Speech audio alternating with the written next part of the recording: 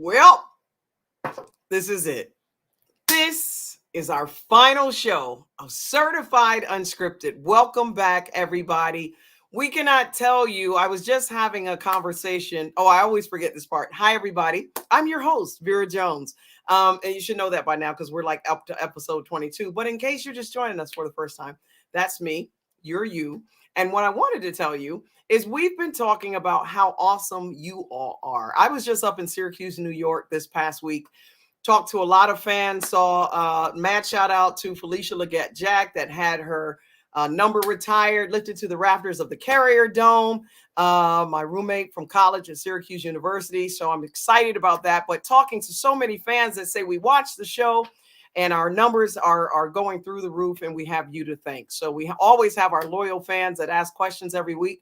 But anybody that's coming in new, remember to tell a friend to join us on the flip side, because tonight is our final episode. And I say that with a tear in my eye as I welcome in, the old standby, our GM, Penny Toler. Man, can you believe we've done, if I'm not mistaken, this is our 22nd episode. We've been rolling.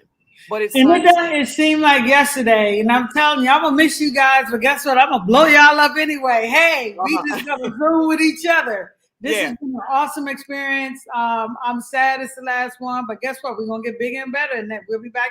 We'll be back next year in the new year.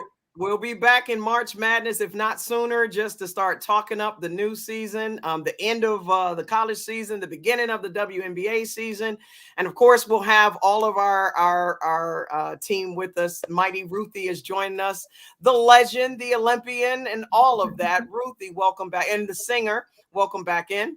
Hey, yeah, it's good to be back. I'm telling you, this is like Penny said, it seemed like it just happened yesterday. I know that sounds cliche, but I just can't believe it. But I know this is I'll see you later. Not goodbye, but I'll see you later. You know what? It is like, this has been a beautiful space, and it's been just what I expected to be. I've learned something about you all that I didn't even know. I've been knowing y'all my, 20, 25 years, but I learned something about you. I learned a different side, more beautiful side, even in the game. So I'm excited about this show. We got I'm emotional. Hey, well, I think you're so crazy. I gotta flip over to her because Teaspoon, she's gonna keep it raw, real, and rugged. So let's just bring her on in. She ain't gonna make me cry. Ruthie gonna make me cry every time. You guys, it has been. This is crazy, you guys. It went by so fast, but I have to thank you guys because I missed a lot of episodes, and but I did go back and take a look at the episodes and how you guys held things down. But the beautiful thing about this, you guys, is to be able to come together and for people to hear us outside of the game. Everybody just knows us as ones who played the game and who understands the game through the way that you bring it. And then the mind of Rita to bring us together has been just Rita. I'm happy. That's all I know. I love y'all. I did. See, I was expecting you not to make me cry, but I will say, when Rita was talking about this, when she told me who the cast was going to be, I said, just count me in. Tell me how.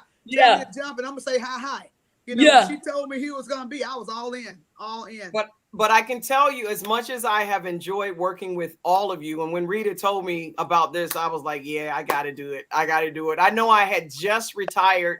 I'm like, I'm done with broadcasting. I'm done with basketball. I want to sit out back, look out over my lake with a little drink, with a little umbrella and an orange on it, and sip, and I'm in here with y'all every Tuesday night talking hoops and talking to our fans. But I can tell you, as much as I've enjoyed all of you, I got to tell you, it's been our guests that have helped blow this thing up. And it's been none other than, I don't know if it got any more real, rugged, raw, unscripted, and downright funny than when Cheryl Swoops joined in. And she's back again tonight by special demand. What's up, Cheryl?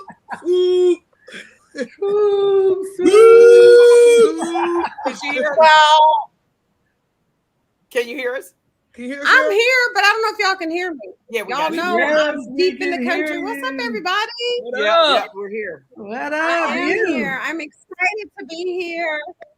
All right, so Vera, I have to tell you, I told Rita, I got a delay, don't I? You're good. You're good. You with us. Rita. Yeah.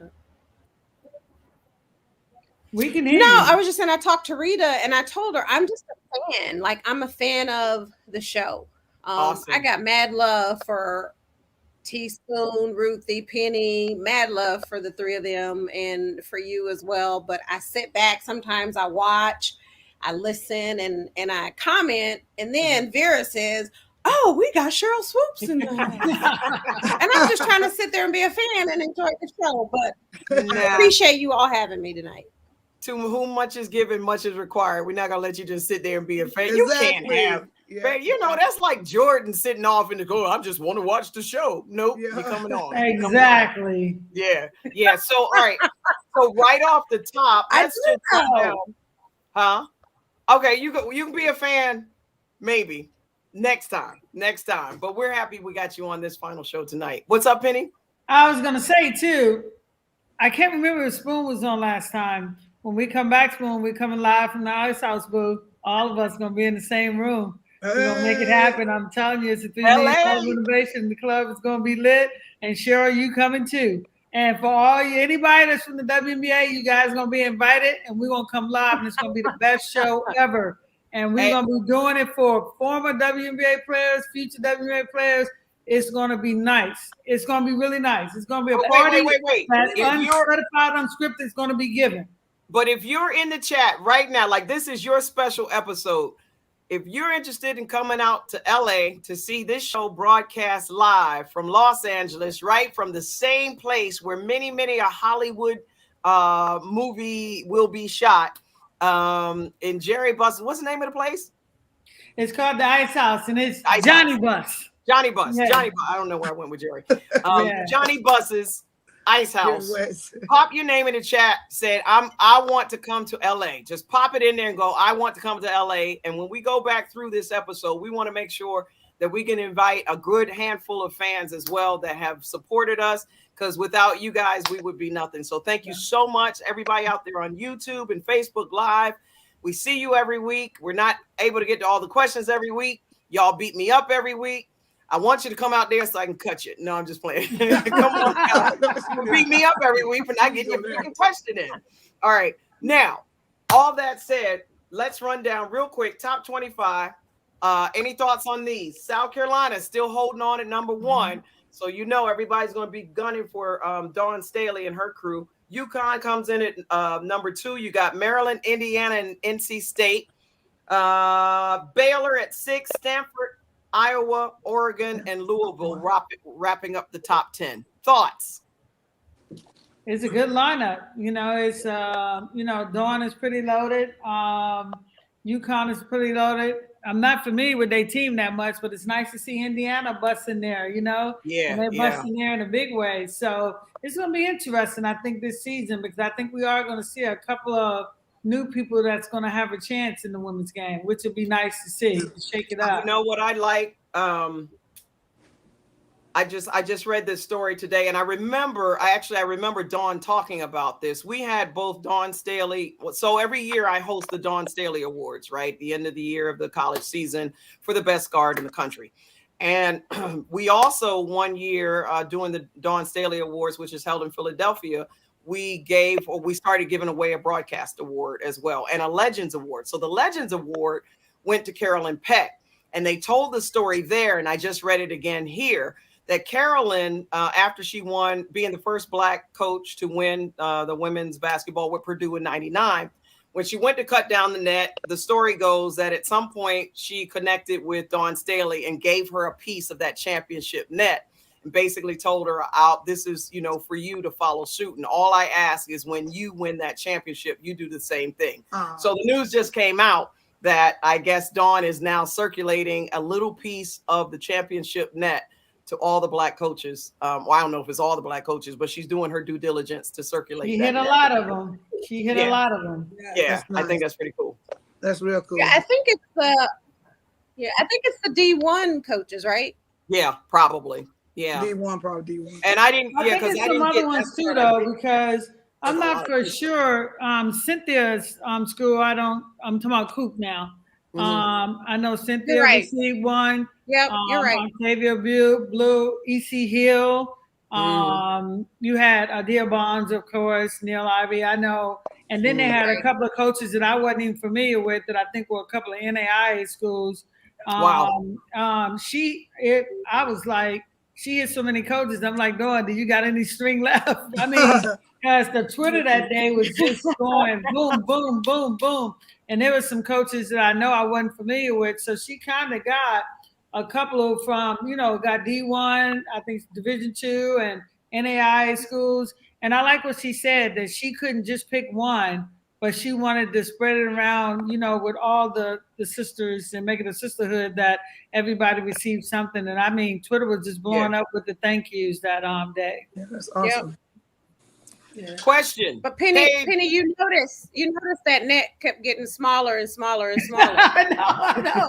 That's what I was saying. I was like, I wonder if she gonna have any left. I mean, really, because I was unfortunately like I actually made a list of all the coaches that I didn't know, and unfortunately I don't have it with me at the moment. But I was like, wow, she really. I'm sure she had someone to do the homework because she wanted to really spread it around.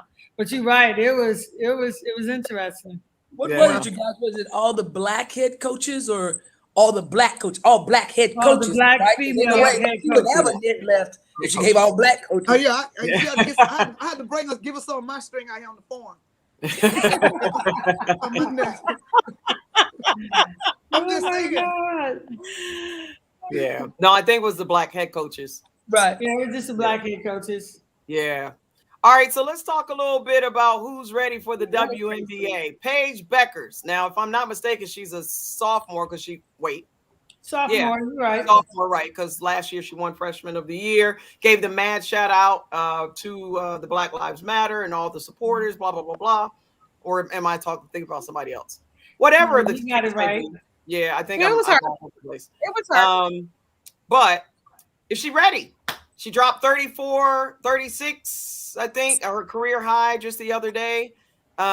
Is she ready? And is it possible that we're going to get to a place where, just like the men, people are coming out of college after a year or a couple of years, jumping into the league? Thoughts? Well, I'll jump in since everybody's quiet. I say I think Paige is ready. I think at this level she would be a good player, but like all rookies, it's going to take them a minute to be a star if they're going to go into a star, because there is still another level of physicality up here that I think that all players got to get used to. But I definitely think she got the IQ for it. I think she's smart. She does a lot of things. She knows how to move well without the ball. And as far as I'm concerned, I'm going to tell all you guys out there, and until the W gets to a point where they're paying at least $300,000 for the first round draft choices, don't break your neck to come out, because the one thing I loved about college basketball, that's your last step of purity before you come to a world that cannot be so favorable on your side. So I say enjoy it. When they start having the first rounders, getting 300,000 and not that 55 or that 60, enjoy your college time, because it's going to be here when you come out. Man, is that what it is when it comes to saying that she's ready? I think she's ready too, and like she said as well, is when you get there, it's always a learning curve. But the one thing that can happen to you as well that matures you really fast, maturation happens really fast, is you might get in a system. And that system allows you to be who you are. That organization allows you to be who you are quickly. And that maturation comes fast because you're in a system that allows you to grow quickly, instead of being, I don't like to say project, but it's being one who has to wait their time. I think she's ready. And if she does get in a system that allows her to go quickly and mature fast, that you'll see a very special young lady playing in this league. Yeah. Cheryl, what do you think?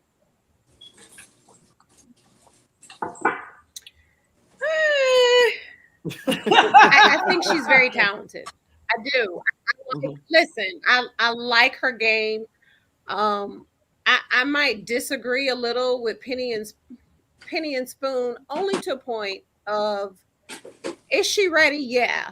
But what are those expectations of her when she gets to the league?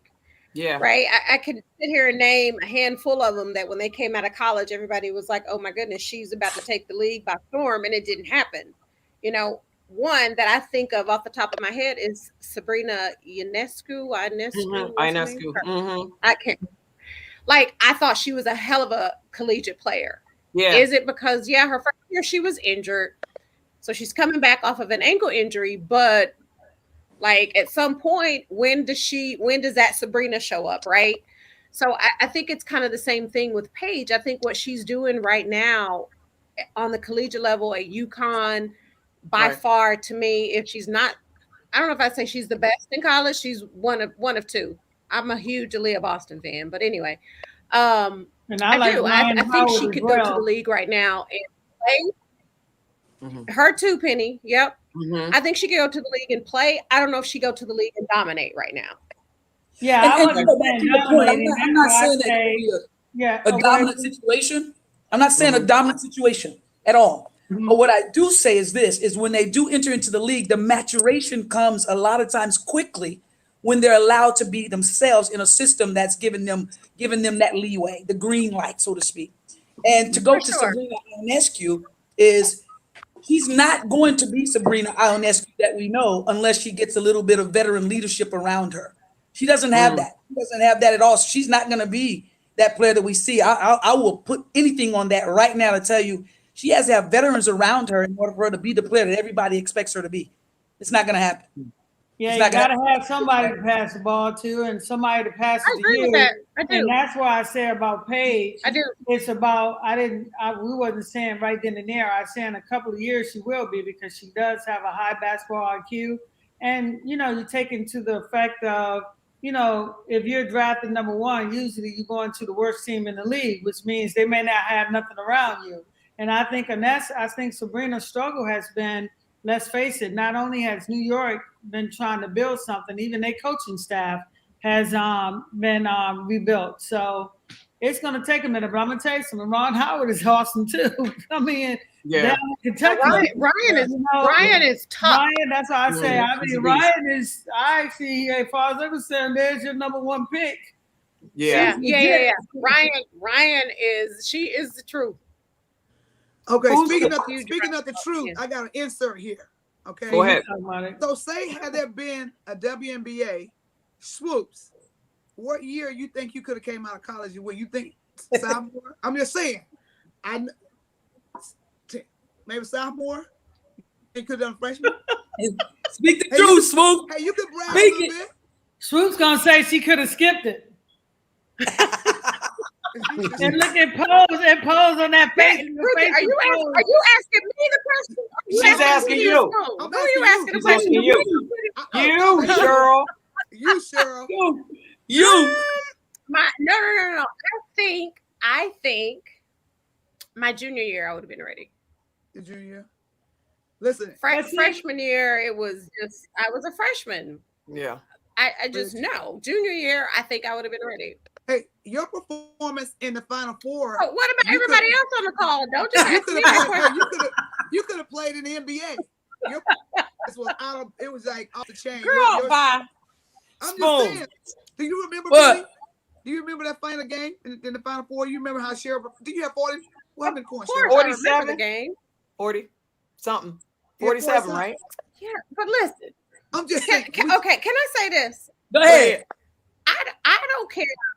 I don't care how good you are as a female athlete, female basketball player. I'm not trying to go play in the NBA with a bunch of men. I'm just saying it's not gonna happen. Like men are typically stronger, quicker, faster, more physical, all of those things. So the stuff that I could do playing with women and dominate, I don't think I'm gonna be able to do that playing with men and dominate.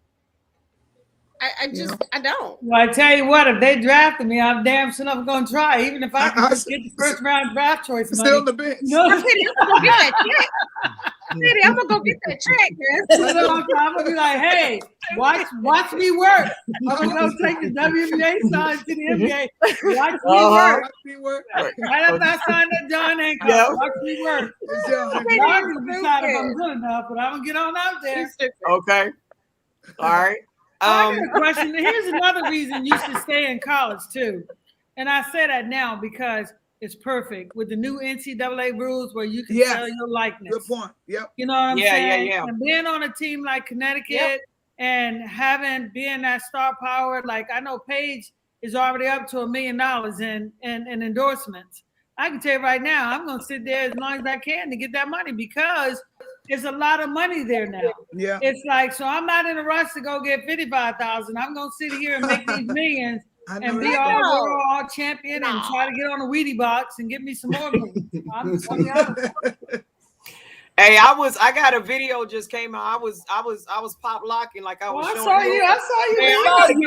I saw you. I gotta get my TikTok game on because I'm not in college anymore, but you could, something.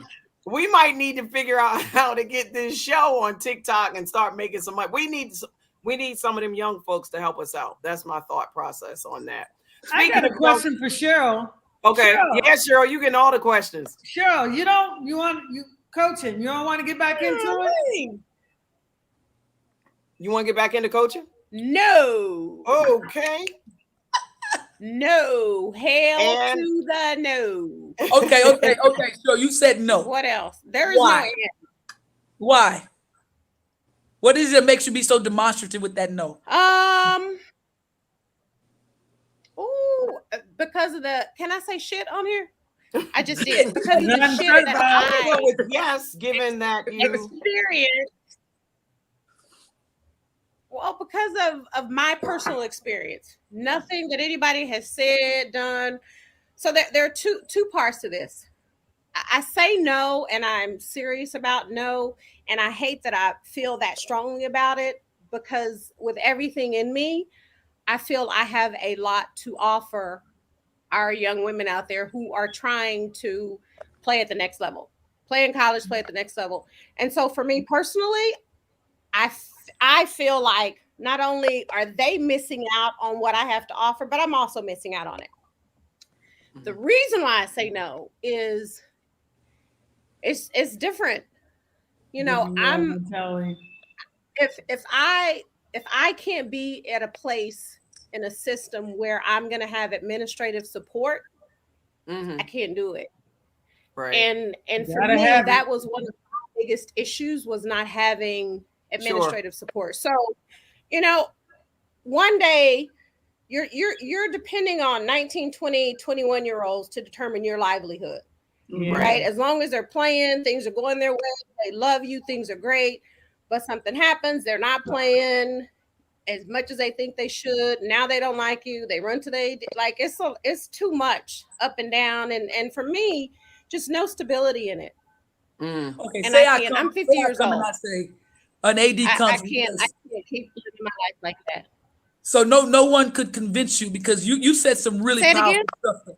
You just said some really powerful stuff by saying you still have so much to give and that they're missing out as well as you'll be missing out. Say there is an AD who understands the entire situation and he understands that you need that support system and he's willing to give you that support system because he knows that you can come and make a difference in that program. What could that do for you? Like Penny said about the NBA and getting that check. I mean, if the numbers are right, yeah, I do it.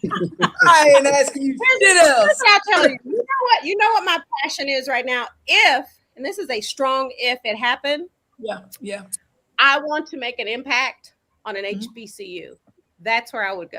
Yeah. I feel you. If it happened. Well said.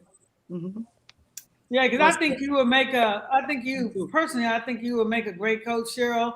And I get what you're saying about having support because you have to have support because, and like you say, especially dealing with 19-year-olds, let alone when, you know, I'm at the pro level dealing with master manipulators. But I know down there because a 19 or 20-year-old, they could flip like day or tomorrow. Yeah. And, you know, that's the one bad thing that I look at is that, you know, I don't get it. Like some of these kids are just entering the portal just because they didn't play 10 minutes or play 15 minutes. And you got to stick your gun and have the consistency, you know, and especially down there because you're dealing, you know, with kids, but they got to realize that the coach is you got to have a good coach and you got to have a coach that wants to bring some stability And you got to understand that sometimes those kids got to understand, hey, you're going to get knocked down. Just get you know, when we got knocked down, we shut up and get back up. You know, it ain't nobody don't like you. It's just that, okay, it's funny how honesty is seen bad now. You know what I'm saying? When you say that you're not as good as what you think you are, you know what I'm saying? Yeah. And Penny, the other part of that is, I remember for me, if I went home or called my mom and said, man, I had to run extra today, you know, my mama was like, and? Right. Okay, so did you get some water? Get your ass back up and go get it done. Right. Or if she saw the game and you didn't play well, or if she saw the game you didn't play well. I was in college one time where we didn't play a good game, and my coach John Barnum said, well, keep your stuff on. Y'all ain't want to play during the game, so we're at practice now. You know, and that was right after the game. Yeah, and that's the way it was back then. It didn't kill us. If my mom came to a game and we didn't play well or we lost, and you know, she was like, man, me, not my team, you. She was like you didn't show up today. But parents today are so different. Yeah, they right? are. Like, like, I don't know why the coach didn't play you. Yes, you do. Like, and that's why I hate. Your daughter didn't play. And that's why I hate, and it's going to be some people out there that disagree with me. I'm not down with giving everybody a trophy because it gives a false sense that you did well. Yeah. You know what I'm saying? If you didn't do well, you didn't do well. You know, where I'm come from, no, everybody don't, you know, get a trophy. You know what I'm saying? That's what you're fighting to get. You know, to get that trophy. I can only imagine with college, because Catchings was on here and she was talking about dealing with that. Well, you see her in the WNBA. So, and you know, with the college kids, imagine this. Cheryl, you know what we went through in the Olympics. Do you think any of those, what players could deal with what we had to go through that whole year with Tara? I'm just saying just how it was tough. And I think this new generation, a lot of talent, but being able to handle that mental toughness, it's falling below. It's different. It's definitely different. Yeah, it is different. And not just in sports, but period. It's different. Yeah. And then you ask yourself, we were way back then, didn't have none of the technology. Nothing. That's what made it different. None of, you know, the people that were, you know, the developmental coaches and every other coach you could think of. And it kills me how people are regulating these college coaches, but you want the college coach to be successful, but they can only practice 3 times a week. I don't know. I was like, you know, I'm like, oh, you can't do individual workouts with your whole team, or if somebody wants to, that's crazy to me. That is. How does the player get better? So even with the players at the end of the bench that may need more work, you can't even work with them because of all the rules and regulations that are set up around how many hours you can practice. Yeah, you can practice, but you want the coach to be the best in the business. Yeah. And there's 2 sides of that, because I don't know about y'all coaches, but I know some coaches. I'm just gonna put it that way. That and we talked about this. We've already had this session even on the show. Coaches who take it next level. You got a kid having an asthma attack. Too bad. No, you can't get any water. No, you can't use your. So there are, and I would dare say, so that I'm not insulting anybody, that is, I would hope that that's the exception rather than the rule. But the rules were set in the NCAA because of those few. It's almost like, you know, people go off about cops. You're like, oh, yeah, but there are some bad ones, right? So there have been some bad coaches that have hit players, spit in their face, threw chairs, et cetera, et cetera, et cetera. And so these rules had to come in because it was either once you start, you know, endangering the life of a child, and that's why. But yes, it's 2 sides of that. And I've been told before many times that I'm too much of a player's coach. And it should be. And I was like, well, yeah, but you can't run a kid into the ground that's having an asthma attack. I know personal stories, having been on a coach, of things that have just absolutely blown my mind that head coaches have done. And I'm like, oh my God. Like, you know, I'm like, please don't include me in this. I wasn't here. You know what I mean? Like, I'm like, I hope nobody, I didn't do it, you know, but you know, so I just want to get my 2 cents on that. It goes both ways, but yeah, it is hard to develop a player. No, but Vera, can I add something? Yeah. Can I add something to that? Yes. Like, you're 100% correct. And those coaches, in my opinion, those coaches should never be given another opportunity. Ever. But and they are. More. Yeah. Go somewhere Those else. coaches get more and more and more and more and more opportunities. Yeah. You know, I think there's a space for me to really answer Penny, your and Spoon's question, but it probably ain't on here because I know most definitely. I know I got my stories. I know I got my stories. I hear you. And because of that experience, I'm just like, nah, this ain't for me. I just said it, Cheryl, because you do have a lot to give to this game. Yeah. I heard you talking, and I could hear the door was not shut. So I'm just hoping people are listening out here to know that her door isn't shut. Give her that opportunity, but support her, because really and truly, these kids have so much power, it's unreal. But when you have the support system and the administrative support system, it matters. It freaking matters for you to be healthy in what you do, to make sure these kids are healthy in what they do. So then we know we're all in this thing together and not this one-sided situation. We got to all be in this together. But I'm just wanting people to hear her door isn't shut. Her door isn't shut. That's all. That's why I asked the question. And that's why I asked the question to you, Cheryl, because I'm going to tell you something. Just like when I was fired, and you guys know me, and anybody that know me, which, to be honest, mostly everybody on here called me and was like, Penny, how whack was that? You know what I'm saying? Because you guys know me, right?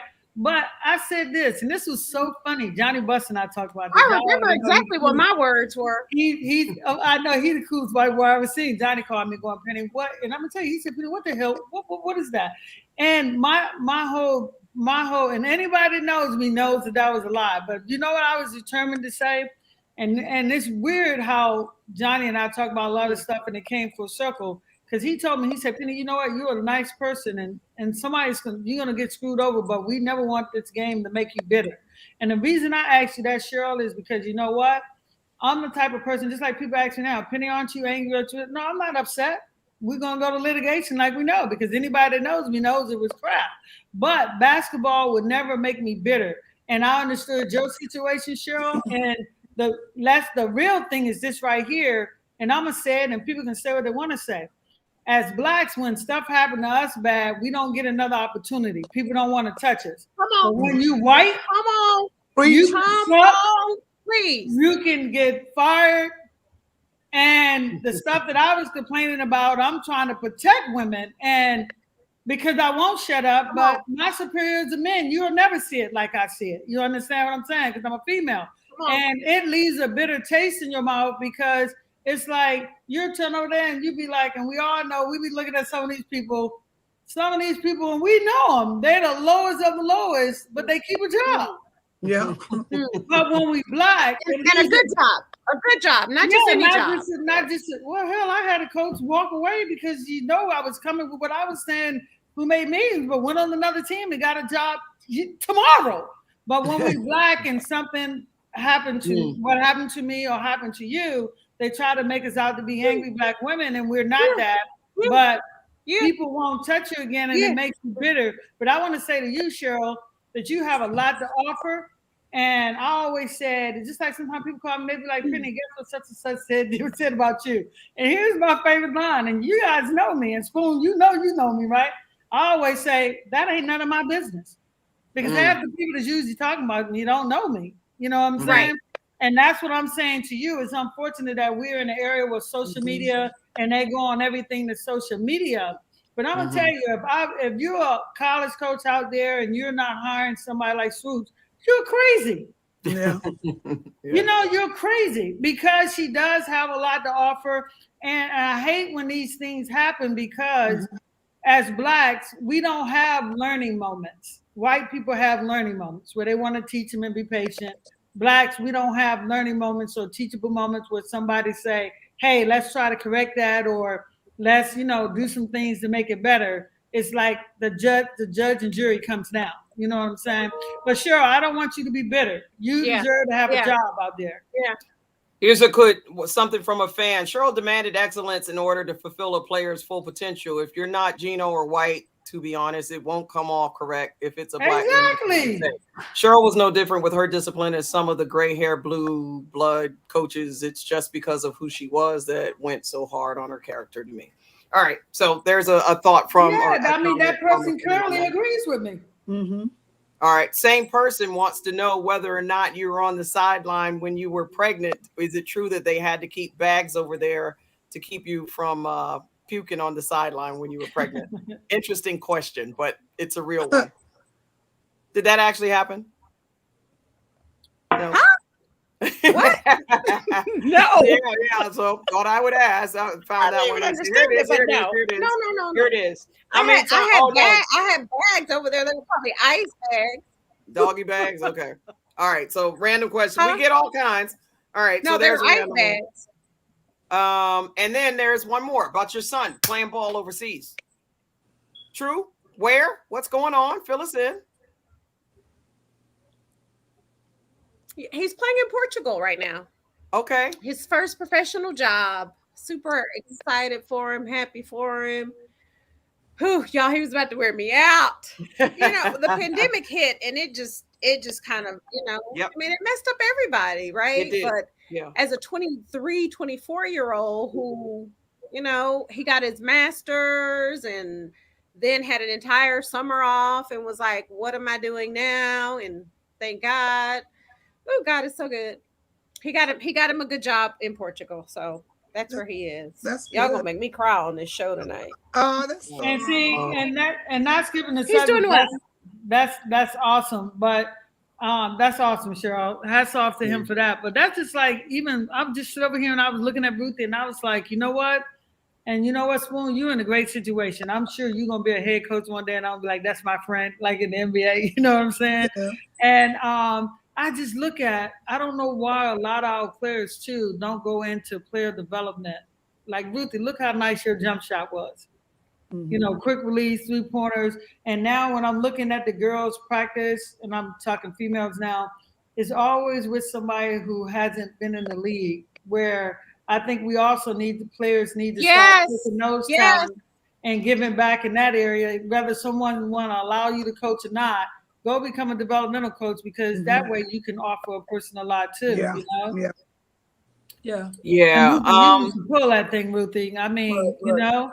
Benny, the reason it doesn't happen, I'm just going to be 1,000, is because when they take a look at our resume is huge and fearful.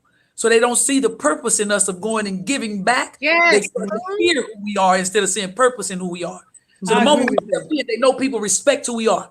Stepping back into W, they respect who the freak we are. But then the moment you start to give back, they see how much respect you gain from those people who you're with, and now they're afraid that their job is at stake. And that ain't even the reason you're in it. You're in it to be there to be of help. Yeah. I want to help them grow. I want to give my experience back. I want to give everything that I know back. Every bit of the knowledge I want to pour into this empty vessel is what you want to do. But that's not what they see. Mm-hmm. It's not what they see. They become fearful of what you're about to bring to them, because the respect factor is immediate. It's immediate. So there's fear in that. It's not purpose. They don't see purpose. They see fear. Yeah, I agree with that too, because some coaches be like, yeah, you're going to get in here and do a better job, and you know, and I always been one, you know, I want great people around me, and that shows the difference in the leadership. Absolutely. You know? Yeah. I'm gonna switch gears for a minute, because we talked about this very, very little last week, but we didn't have everyone and we didn't really get a chance to really talk about this. But Medina Dixon did indeed pass away, and for those of you that did had a chance to play with her, thoughts? I did. I had a great relationship with Medina, and I really haven't had a chance to try to even think about this. It's I really don't even want to think about it. I don't even want to accept it. We went over, Medina and I played on teams together, and then she was the first one. Medina and I were the first ones to go over, decided to go over and play in Russia. We were the first two that decided to go over.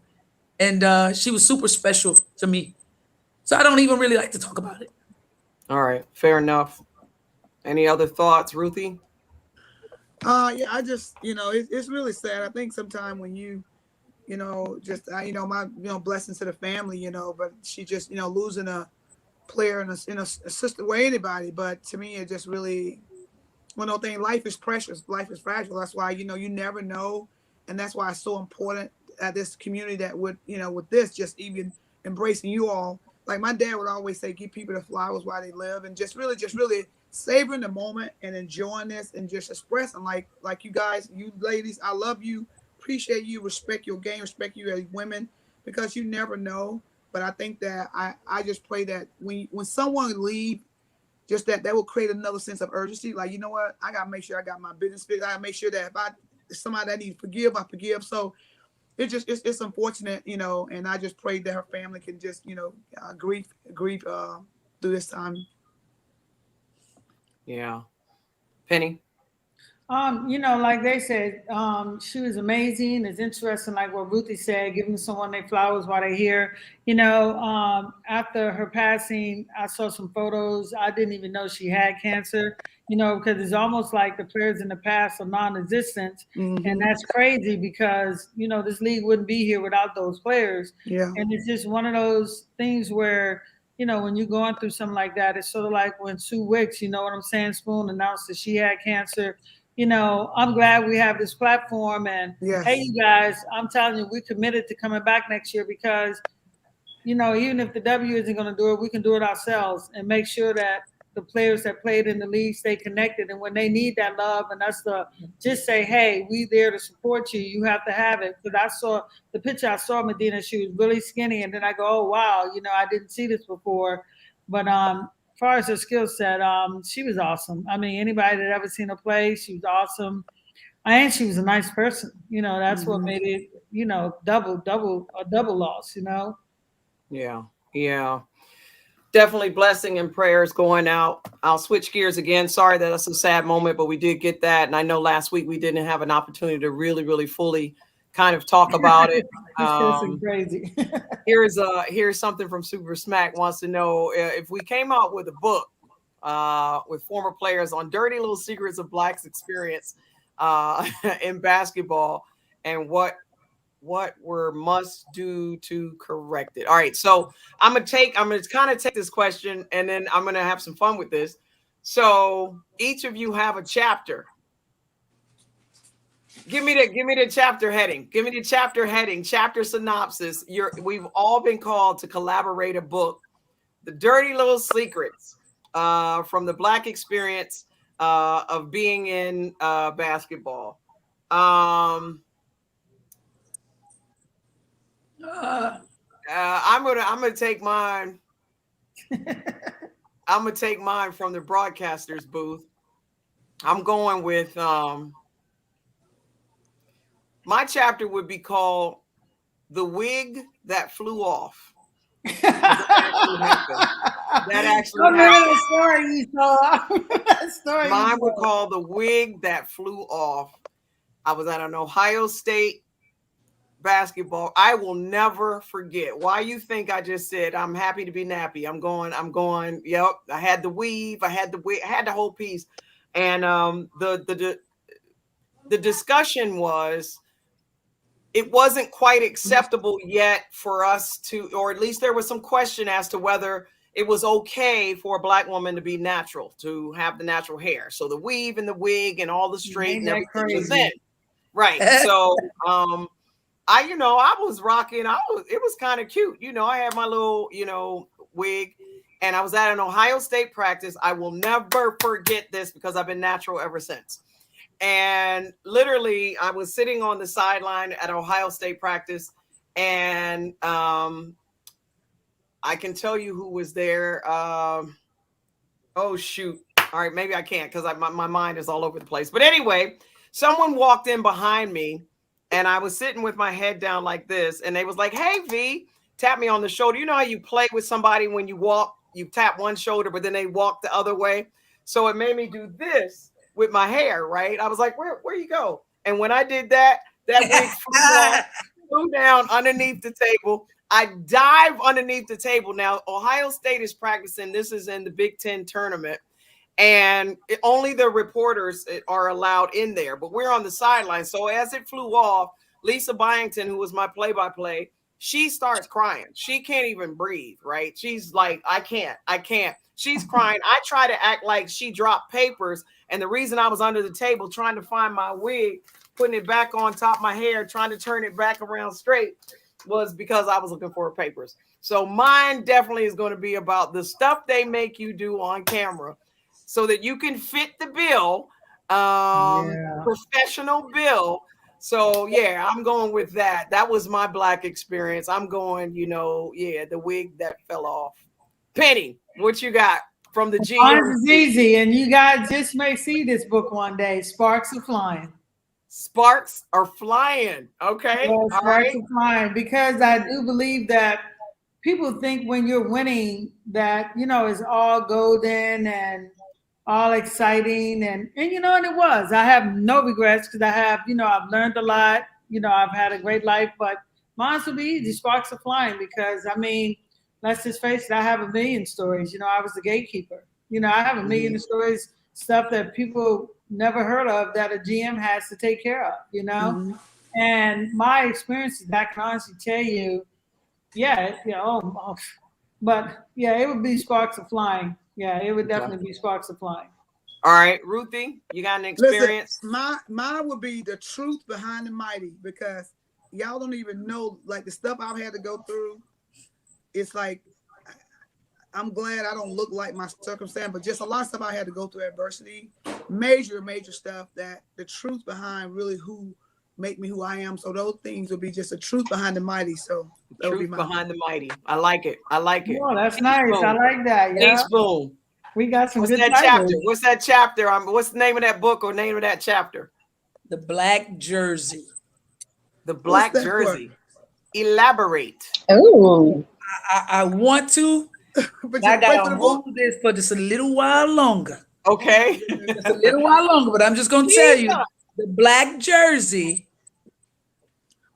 I was harassed due to a black jersey. What? Wow. Okay. The debacle. Okay. Yeah. The black jersey. Okay. Yeah. I like that. All right. Interesting. I'm whole bad story behind the black jersey. Believe that, y'all. Trust me. I'll tell y'all when this camera clicks off. Okay. All right. Cheryl, when you were away, we were asked a question that basically related to, they said we should all get together and collaborate a book of the Black experience, the behind the scenes, the dirty little secrets of what goes on, right? And in that book, if you had to come up with a title, a chapter title, or a synopsis, what would it be? What would yours be? The dirty little secrets of the Black experience of behind the ball. Oh, mine probably would be, yeah, she did that. There's a lot, and there's a lot that goes into what that is. Okay. Yeah. I like that. She did that and that and that. All right. I'm gonna tell you like Spoon just told you. I'll tell you when the camera clicks off. All right, so we get to know. So good question. At least it sparked something for maybe next March. Whoever asked that, I forgot who had that up there. So Xavier is tripping about Kirsten Bell. Kirsten Bell, I don't know who knows about Kirsten Bell. Like I said, I actually was there when Kirsten was at Ohio State. Straight baller, definitely a baller, very talented. But I don't know if Ohio State was her system. She is now at Florida Gulf Coast, I believe it is. Yeah. And she is very skilled. Coming out of high school, she was the end all. Very, very skilled. I'm very interested. I have to admit, I've not seen what she's done now at Florida Gulf Coast. Haven't been able to play catch up on college ball just yet. But any thoughts on Kirsten Bell? Because when we were talking earlier, this was something that they wanted to know. She's this person's pick for Rookie of the Year. Didn't they just knock off a big school? Yeah, I think they did. They just knocked out somebody. Somebody knows in the chat. Oh, well, she rebuilt and they just beat LSU. That's who it was. LSU, yes. Yeah, and I think Moki, it's still a big win because, it's LSU. But I think Moki, even being fair to Moki got some work to do down there, because, to bring that team back to an elite team. Mm-hmm. Yeah. But yeah, Kirsten, I love her game. I actually think she's tremendously talented. She was, as a rookie, as a freshman at Ohio State.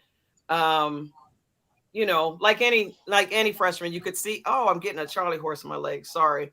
This is the time where I'm going to remove myself as the host. Oh my God. Why we are certified when you talk about certified unscripted, like that was a real Charlie horse she got. We'll get no more real. Oh my goodness! Don't get old. Don't get old. Oh hey, that was a real Charlie horse. That was a real Charlie horse. Stuff that happens on the air. That's why I said the wig flying off, Charlie horse in the air. Holy smokes! Got a cough. Those. Yeah. Sorry. Yeah, I had to stand up. Wow, that was painful. But yeah, so that was Kirsten Bell. I apologize for that. I apologize. What were we talking about? Talk about unscripted. All right, so I get Kirsten questions Bell on here. I get questions from Facebook. I get questions from Teresa trying to get on. We got a text. Who's trying to get on? Oh, Teresa Edwards? Yeah. Nope, I ain't got nothing. Wait. Let me see. Maybe I do get her. Hold on. We might be adding Teresa to the stream here in just a moment. T. Edwards is coming on. Hopefully she'll be on in just a second. Just join in. I'd love to hear what her chapter title would be. Yeah, so I'm gonna turn her off until she does join us. Oh, got some feedback. I'm not sure. Okay, I had to turn the mic off. Nope. Do y'all hear that feedback? Yes, I hear it. Hear it. Yeah, I hear an It's like echo. we're making a rap song and we doing the back up. TikTok commercial. TikTok. All right, Don't so start here's a question. Anybody got an HBCU? I think that's what that was supposed to be. Basketball player in the 90s that never made it to the league. Can you think of one? I don't know. I really don't. Yeah, Okay. in the 90s, That's a good question. I don't know enough about HBCUs and female basketball players. Shame on me to even answer. Like I don't know. Okay. There is a question also. But now I need to know. Yeah. There is a question that I wanted to jump to. Asia Durr, anybody up on that? Penny, you've been paying attention about being cleared to play? I haven't heard that she was cleared to play, but you know what? And that just goes to show you, that which brings us back to COVID. COVID stopped her return when she got sick. Those lingering effects of COVID, which should show you that, this, what we all know, that this, pandemic is real and it's real, but she had the lingering effects and hadn't come out. Now you talk about somebody that's talented and gifted. Oh my God, she definitely would have been able to help Sabrina. Because she was an awesome player. Mm-hmm. And I'm hoping that she does get cleared, and I'm hoping that she get rid of those symptoms. I had another friend who had COVID, and if you just heard the cough that had left for months, it was like I used to ask, is your throat hurting? And it had some other side effects, and trust me, all of them wasn't pleasant, because I couldn't believe like some of the side effects that had. I'm hoping she can make it back and play, and hopefully with this time off, because now you talk about somebody that can rock and roll. AJ Dewar was the truth, Yeah. Hopefully she's still young. I hope she can make it back. Man, yeah, that kid's nice. Did you talk to her phone?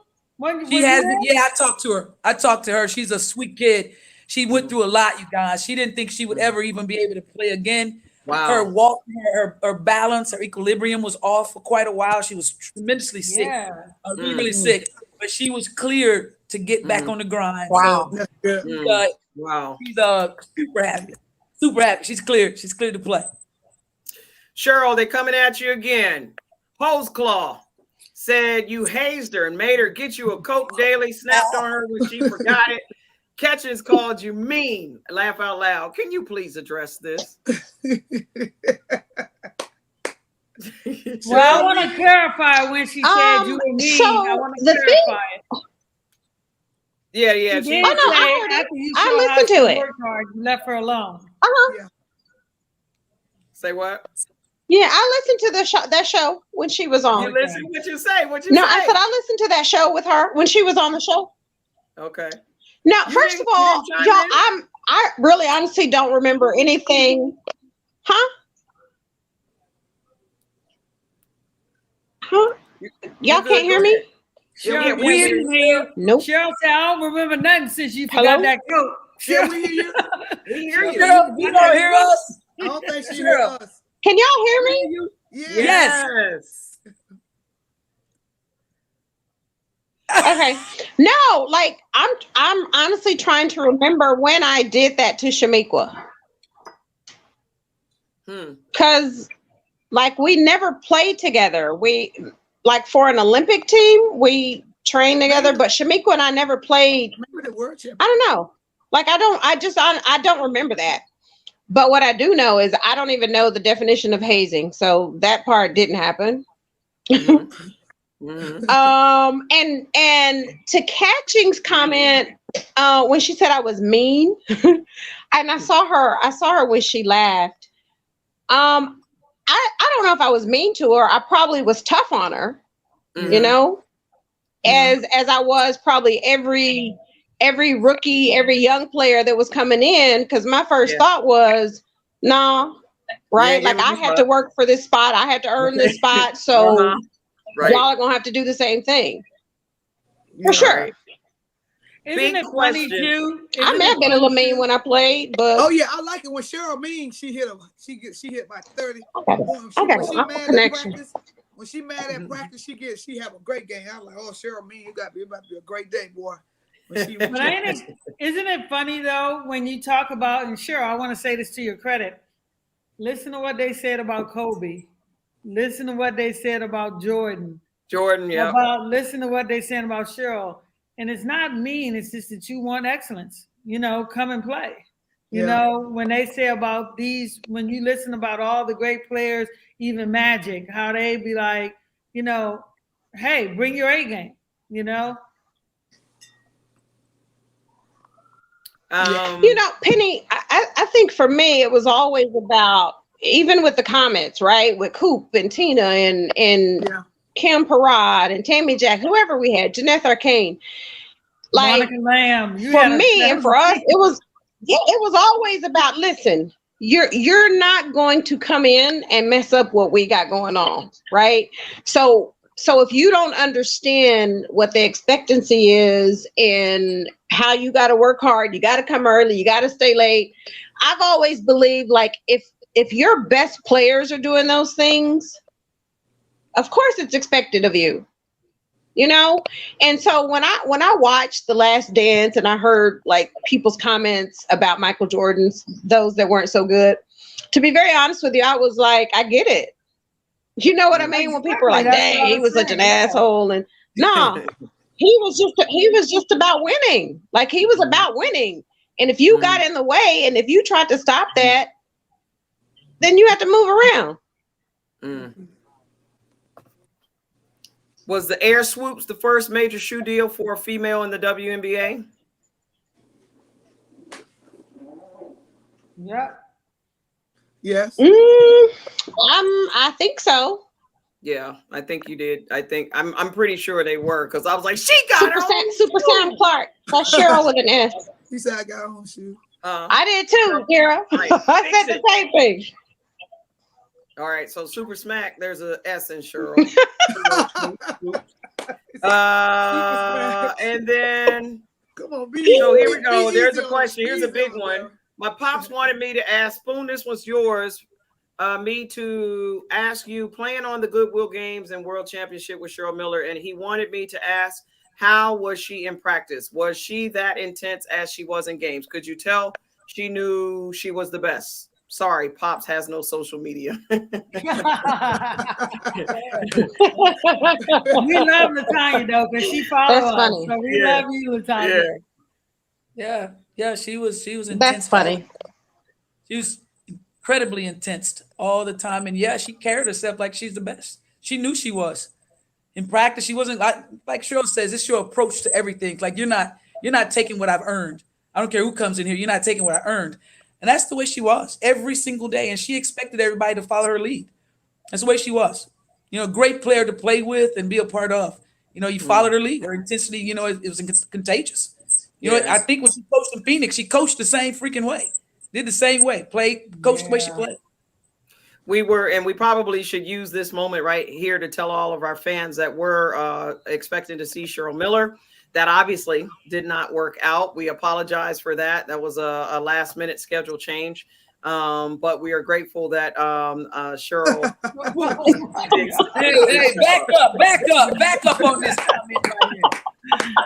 Oh my God! Sorry, I had to laugh at that. If they think you're eating Popeye's fried chicken, what you want me to do? That's what. I tell you what, women's basketball. Watch the epic return. That's all I'm going to say. Watch the return of the big fella. Watch it. Keep your eyes open. Tell us a little bit about that, though, Spoon. I mean, we've been missing you because we know you're with the New Orleans Pelicans. For anybody that's tuning in, we do have the luxury of having an assistant coach for the NBA here on our staff here. And what's that grind like? What's going on for you right now? You know what? I do want to address something since we're talking about Zion. I really want to address something because it really kind of set me off to a certain degree because we're always talking about lifting our black guys, our black community. And I hear all the comments about him, his weight, and whatever the case may be. But if you've been there and you know the situation, why are you not trying to reach out to them to be of help to him instead of publicly criticizing him in that way? You never know whose foot is on the cliff. And then you push it and both feet are off the freaking. You just never know. I wanted to personally address that because remember, this is still a 21-year-old kid. 21-year-old kid who's still growing and finding his way. He's not going to say anything. A wonderful young man. He's finding his freaking way, and he needs that guidance and mentorship. And I'm going to be right there with him. And whatever happens, I tell him, you be silent and I'll handle the rest. He's a great kid. And when I say it's going to be an epic return, because he's taking this personal. It's a personal situation for this kid. And you will see something totally different from him because now it's an understanding period for him. He understands it. He gets it. He grasped it. The light didn't go off and he never turned it back on. Okay, never turned it back on. So I'm just addressing it because it's a subject that everybody wants to talk about and not recognize or realize that some things might be sensitive to another person that you can push off the freaking cliff. And then what are you going to do if that person does fall off that cliff knowing that you said X, Y, Z? It doesn't, it bothers me. So I just want to make sure I put it out there for people to understand. Let's make sure every time we open our mouth, don't talk because you have a tongue. Open your mouth and make sure that you're helping others and not trying to bring them down. Get your hand and pick people up when you see them. That kind of bothers me. So I just had to say that because come on, work with him every single day. He's a wonderful kid. Let's make sure we do the right thing. Make sure we do the right thing and say the right thing to keep people lifted. Okay. I had to say that. That's all right. That's good. That's good stuff. Now that is raw and unscripted. There's still questions coming up about Candace Parker helping bring a title to Chicago. Spoon, you were not here, I don't think, when we talked about this before. A couple of people on here want to know your thoughts on this. She was freaking amazing. I think a lot of us have spoken about the potential of Candace, reaching it every single day, every single game, every single minute, every year that she's played. I thought she stepped it up and took it to another level. Sometimes when you go home and you want to be that example for your kids growing up in that community, it brings out a different you. And I thought a different you, a different her showed up, her leadership, and they had her mic'd so you could actually hear what she was saying and how she was bringing them together. I thought she kind of elevated herself in those playoffs because she wanted something a little bit. I guess she was a little hungrier than ever before to bring something home for those kids to be able to look up for her, the kids that she reach out to and elevate and pour into every day in her community, to bring something to them to show them what they can be and what they can do. And also for her little one. her daughter. You know, she's been a tremendous example for them, but also she was a great leader for that group. She was a great leader. You saw that they followed. Yeah, I think too. I know they didn't ask my opinion, but I want to say that during that time, hey, that she might have heard Pat Summitt whisper in her ear, say, "Hey, you know what? Yeah, this is you stop. Ain't no making excuses. You find a way. You are a champion. You made yourself who you are." So because she talked a lot about Pat after she, when she would give her interview. Right. I think that Pat she had to just take herself back. You know what? What would Pat tell me right now? How would she respond to it? And I think to me, it is amazing to see how her leadership stood up. Like I feel like she did less in a way, but made people around her better. And to me, I think that really listen, to me, as far as how she played and how she brought everybody around her, to me, I think that's the best performance I've seen her play. Or just her leadership stood out. Rita, I'm bringing you in because this question is pressing, so I'm going to get it out here. Catch was speaking highly of Candace, and Penny and Rita started laughing and making faces. What's the story behind the disappointment in what seems to be her character? Oh, that's for me? Yeah, for Penny and Rita. Do you remember that? I don't recall. Yeah, me neither. It's unfortunate they think we were laughing at that, but I think we were laughing at something else, Rita. Yeah, it was something that we knew afterwards. Yeah, we wasn't. Like I've said it on the air, and you guys heard me say this, that I was proud of Candace because Candace understood that she didn't have to be the focal point to win games.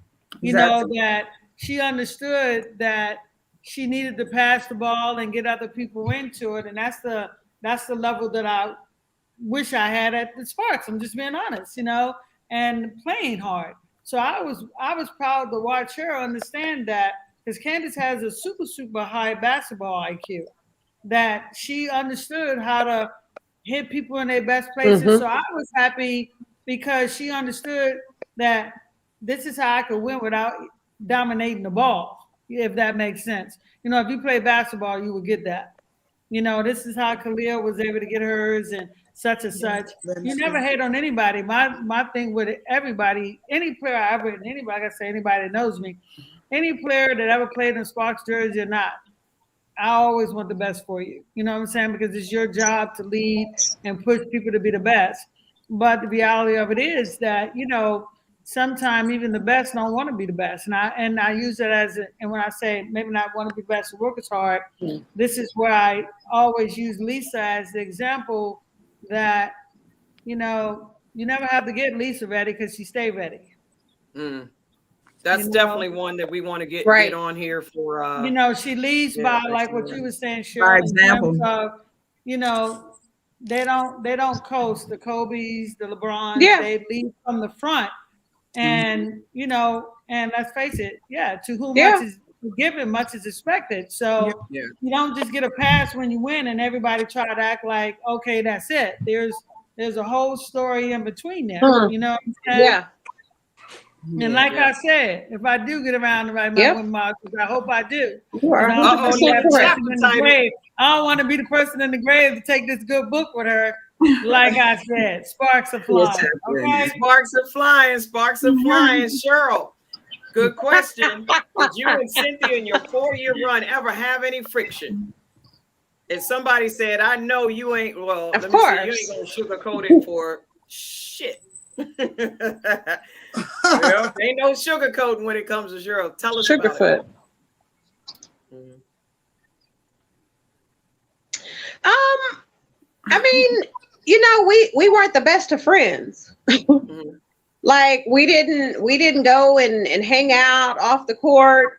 But one thing I will say is Coop by far is one of the best, toughest players I've ever played with or against.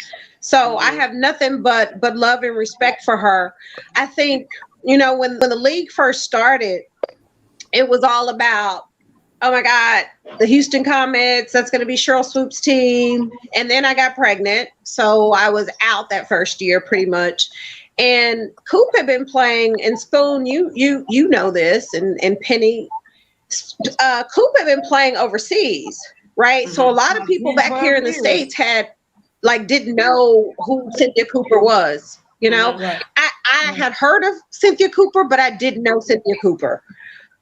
So when the league first started, you know, Coop probably had a little chip on her shoulder, and I don't think that was necessarily aimed at me, but the fact that, okay, everybody's talking about this Cheryl Swoops chick who just came out of college. She's pregnant. She's not playing. Nobody thinks we're going to win. So now it's my opportunity to show everybody who I am. And I think she took advantage of that. She led the team. She played well. She won the championship. And my thing coming back the second year was, all right, I got to figure out, where do I fit in? Because it wasn't about me coming back trying to take over the team. I mean, shit, they had just won a championship the year before. You know what I mean? So obviously there was something they were doing right. So for me, it was more important for me to come back and fit in and not come back and try to be like, oh yeah, this is my squad. This is my team.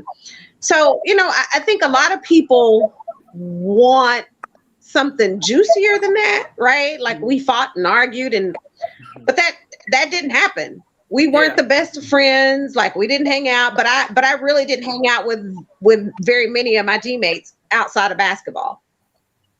And then I think a lot of people got to realize too, and this is the dynamics of the league that a lot of people don't understand, because I got familiar with you, Cheryl, when I got back to America.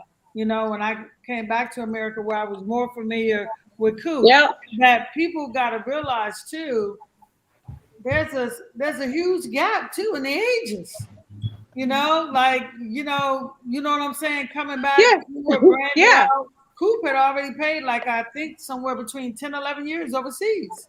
Because I know when I came in the league, it was 8, and Coop is older than I am. You know what I'm saying? And there, you know, but at the end of the day, the thing I always said about all you guys was, when it came to winning, y'all were down for that. Okay. And that's how it is. And you know what? And nothing else mattered. It wasn't about, I'm gonna go get mine and you gonna go get yours. It was about, damn, we got to find a way to beat the New York Liberty again. Right. Hey, there was an article. So you knew I was gonna put that in there, did you? I told y'all always messing with me. But I'm good with it. God dang it. No, I ain't good with it. I'm salty too. But dang it. Because that's love. You know that's all love. You know that's all love. I can't do nothing about it now, Cheryl. Nothing. Hey, listen up. Do y'all see that article with Cooper? I think I want my. Oh yeah. Oh y'all. Okay. What was it? Keep laughing. Go ahead, Ruthie, go ahead. It was an article done on Coop about a year and a half ago. It was in a magazine. She said, "I want my DAM's respect." Do y'all see it? It was about like you saw it about like 8 pages. It was. I thought. What do you think of it? You read it? It was cool. Like she was comparing to a lot of the NBA guy and what she's done. But to me, she was speaking up, saying, "I want my respect." So I thought it was cool for a female to want to be that boldly about, hey, you know what? I've done just as much. So she was really, you know, celebrating herself. I thought it was a good article. It was like a 10-page, like it was a long article in a magazine. So I think I saw some clips or something on that. I didn't see the actual article, but I don't know. Thoughts, Penny? You smiling? You had to have seen it. You read everything. I didn't read it. You just I was actually you know what I was thinking about something while you guys were answering that question.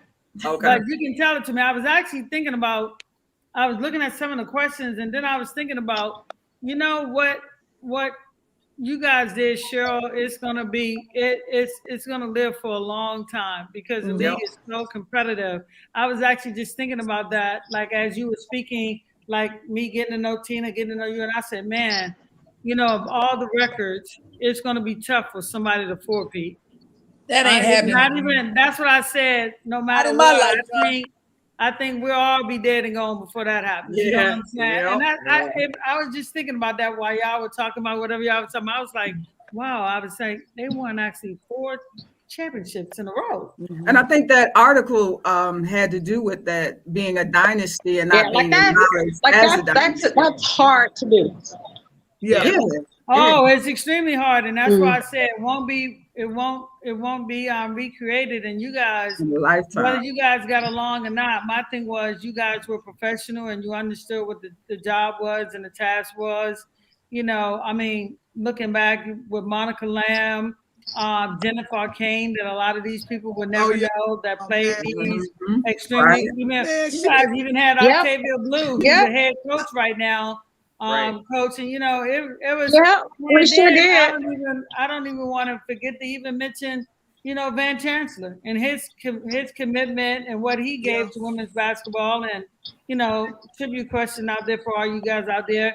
Van was the first male coach to coach a women's female national team, you know, to a gold medal. You know, it was special. And, you know, that's the thing that you guys will always have. And like I say, it's going to be a long time before somebody get 4. It's hard to get 1. Definitely doubly hard to get 2, but to get 4, when you know everybody gunning for you. Talk about possible tensions that are out there. Here's one quick question before we get ready to wrap. We'll take maybe a couple more. Anybody comments on this? Spoon, you're in the NBA. I'm sure some of this circulates. Any thoughts? I'm in total disbelief. I'm like, come on, Scotty. There's no you without Mike. And that's how I see it. I'm like, I don't understand the back and forth. I'm like Cheryl. I understood exactly what Mike was talking about in this whole documentary. The guy was simply about freaking winning, and if you come on this team, you are going to work your ass off to be about winning as well. That's what he expected from everyone. He expected that. He every day he did what he had to do to be great. He did exactly what he had to do to be great. So he wanted everyone to follow his lead. If you're not following that lead, don't enter into this. If your skin isn't tough enough, don't enter into this. Exactly. He wanted to win. He wanted to win. Come on. Tell me if Michael was a part of those teams, what the hell would you do? I can remember Scottie Pippen doing this, holding up that shoe. So what are you complaining about? You knew you needed him. Yeah. I don't understand. I don't back and forth. I just don't freaking understand it. I don't understand the back and forth like this of trying. It's almost like, to me, you're trying to be relevant again. Trying to make some relevancy of your life again. It doesn't make sense. And I was going to say the same thing. Well, you know what? Way back then. Yeah. But see, that's America. For Well, Spoon, to your point. Go ahead. Go ahead, Penny. No, mine's are just quick. I said, no, I was just saying, Spoon, to your point. So 2 things. First of all,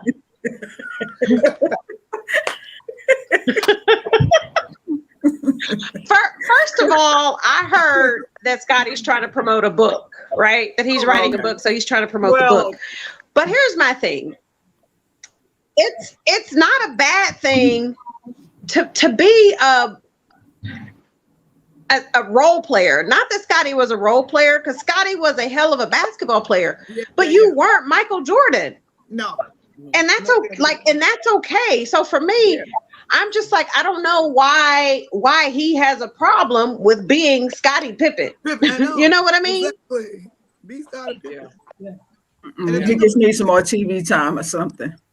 Yeah. And see, and for me, it's unfortunate that, you know, the media in America always they want controversy. You know what I'm saying? The bottom line is there's a reason there's Batman and Robin. Oh yeah. You know what I'm saying? Again, I don't care what team you go on, it's always going to be a Batman and somebody got to be Robin, you know? But the reality of it is, you know, and this is what I think these players need to know out there is, you know, and I've had over the years to even tell some of my players, the sum equals the whole. You know, you can't win. I always say, if you play 1 minute, be great at that 1 minute, because that 1 minute may make the difference in a game. That's right. And that's the bad thing about life, how the public make these people go at each other, or afterwards you're saying all these negative things where, I mean, hell, they got what, 6 titles? I would have been like, and guess what? I'm happy to be that I played with one of the greatest players in the world. You know? Exactly. You know what? I hate that about America, that they love controversy better than a story that's, you know, a really good partnership. One of the best tandems that ever played on a team, you know? Because controversy. Right. And we sitting up here now talking about them, and it's like, what they have to do with us? Right. You know. Well, I'm glad we're talking about it. I'm glad we're talking about it. No, I'm just saying that that's what, yeah. I'm just what they saying want. that So, that's why there was Batman and Robin, and there's nothing wrong with that. yeah. And that's what I think players need to understand, because you just see so many players cut each other's throat trying to be number one. And you best believe I got a hell of a story that I'm saving for my memoirs about that. And when you read it, you're gonna be like, this makes sense. Penny selling her book. See, there you go. I ain't even wrote it yet, and I'm selling it. Oh man! All right.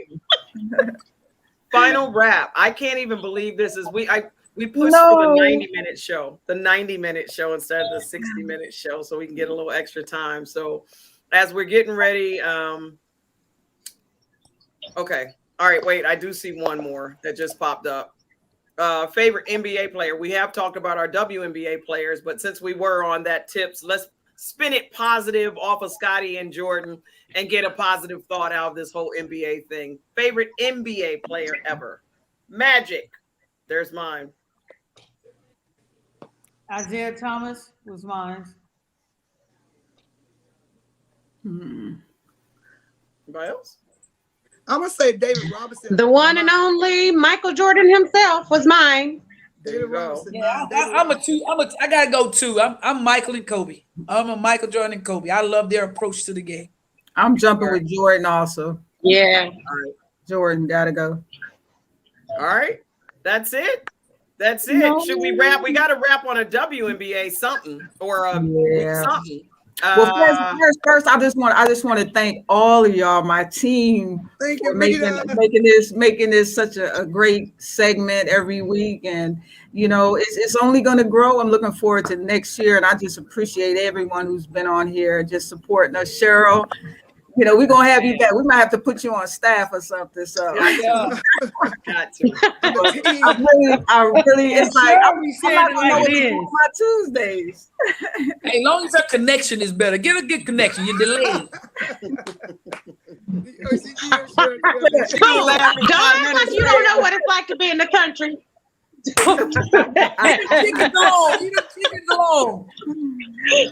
Definitely, we want to thank the fans that tune in. Girl, you know I'm deep in the country too. Yeah. So all the Ericas, Xaviers, the Hoop Nation people, and everyone else who tune in every week, we just appreciate y'all. And a mad shout too to get Tina Thompson on sometime next season. Oh yeah, Tina Thompson. All right. Yeah. All right. Tina. Yeah. Yeah. But I love y'all. I really do. Namaste to all of y'all. Well, I don't even want to wrap up, but we don't have any information at the moment. But hold on, before we wrap up, I'm just looking in the comments now. I definitely want to give a shout out to Erica L. Mitchell, because she follows us, and there's a lot of people, and I know you guys his names, but Rita, she's always reposting all your stuff and trying to make sure we get there. So Erica, love you, Erica. Yeah. And also two of my Sam and Cameron, two guys that watch a lot too. They in love with this show. They think everybody's fabulous, and so shout out to them. All right, supporting women. All right, I want to give a mad shout out to my Syracuse crew. I started the show saying congratulations to Felicia. I don't know where that feedback is coming from, but I definitely want to say congratulations again. Hope she ends up getting a bump up to be the head coach of Syracuse University one day. So I will say that also to all of my friends and fam that I just got a chance to see this past weekend. It has been an absolute honor. My brother, Rami, I love you for tuning in every week and supporting me. That's my dude, my brother on Long Island. That's my guy. I love you, Rami. We got a bunch of folks. Oh, man. Xavier, let me give Xavier his shout out. You better give Xavier, because he tried to ask every question on the planet. Holy smokes. Xavier gets a huge shout out. Thank you, Tanya Blackwell. We see you. Steve, thank you. I saw you. Sheesh, Hoops Nation, women's basketball. We've got a lot of Super Smack. All of you all that jump on. Erica. Franthea Price, by the way, gave everybody a shout out. Yes. What up, Fran? What's up, Franny? Hey, if we don't give you a shout out. If we don't get started next Latonya. season, Monica gonna get us. Yeah, so many. So this has been great. And when we first came on, we told you that we wanted to bring you a show that made it real, made it raw, made it unscripted, that you would hear real topics from real professionals who've played the game. And it's not just the name, right? We have always said that, we're not new to this. We're true to this. We are indeed certified unscripted. Hold up. And we hope that, and I know we're not going away because Ruthie's got to sing us off somehow. But please make sure you follow certifiedunscripted.com.